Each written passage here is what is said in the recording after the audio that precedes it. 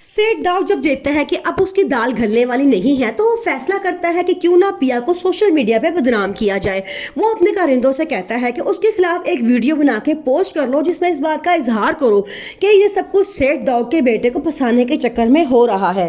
दूसरी तरफ आलियात भी ये बात अब जान चुका है कि पिया बिल्कुल ठीक है, लेकिन वो अपने बाप के खिलाफ नहीं जा सकता। लेकिन उसके बावजूद वो छुप के पिया की मदद करना चाहता है।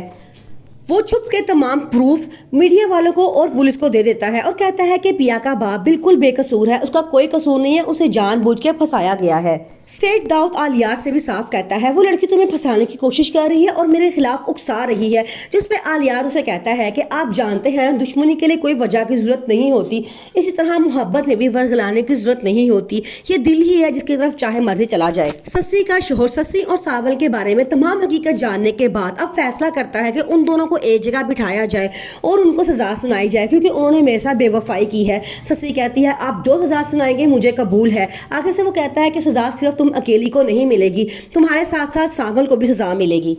सावल सस्सी से कहता है कि हम दोनों का माजी में एक रिश्ता था जो आप लोगों के निकाह के बाद हम दोनों ने कहीं दूर दफना दिया था, फिर अब ये सब कुछ शहरियार साहब के सामने खोल के रखने की क्या जरूरत थी। जिसमें सस्सी कहती है कि शहरियार को शक था कि तुम बार बार मेरे घर में क्यों आना जाना रखते हो, इसलिए उसको तमाम हकीकत का पता होना बहुत ज़रूरी है। जब शहरियार को सारी बात का पता चलता है तो वो फैसला करता है कि उन दोनों को इंसाफ ज़रूर मिलना चाहिए, जिसपे वो उन्हें डराता धमकाता भी है और कहता है कि तुम दोनों को सजा मिलेगी, लेकिन हकीकत में वो उन दोनों की मदद करना चाहता है। आलियार अपने बाप से साफ कहता है कि अगर तो असलम साहब बेगुनाह हैं तो वो अदालत से नहीं बच सकते, लेकिन अगर वो गुनाहगार नहीं हैं तो आलियार अपने पापा से साफ कहता है कि अगर असलम साहब गुनाहगार हैं तो वो अदालत से नहीं बच सकते, और अगर वो बेगुनाह हैं तो मेरी दुआ उनके साथ है कि अल्लाह ताला उनको उनके हर मकसद में कामयाब करे। ये कह के वो वहाँ चला जाता है। अब सेठ दाऊद को शक हो चुका है कि कहीं आलियार तमाम हकीकत जान तो नहीं चुका। पिया की इस साबित करने का ये फायदा हुआ है कि अब पुलिस अफसरान के ऊपर आला अफसरान की तरफ से दबाव डाला गया है और जिसके बायस मूसा और उसके तमाम लोगों के खिलाफ पर्चा दर्ज कर लिया गया है। इस बात का जब मूसा को पता चलता है उसे बड़ा गुस्सा आता है और वो कहता है कि अब मैं उस जवारी को नहीं छोड़ूंगा।